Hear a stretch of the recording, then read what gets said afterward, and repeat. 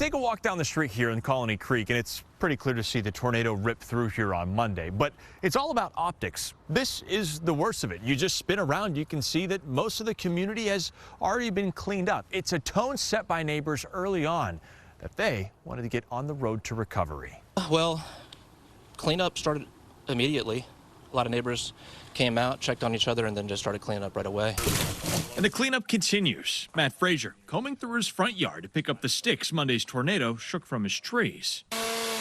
They're 4 days in, but he and his neighbors are just at mile 1 of this marathon. Tomorrow, have an insurance adjuster coming out to take a look at it. Got a contractor, going to join them and kind of walk over things. Yeah, it's moving pretty quick.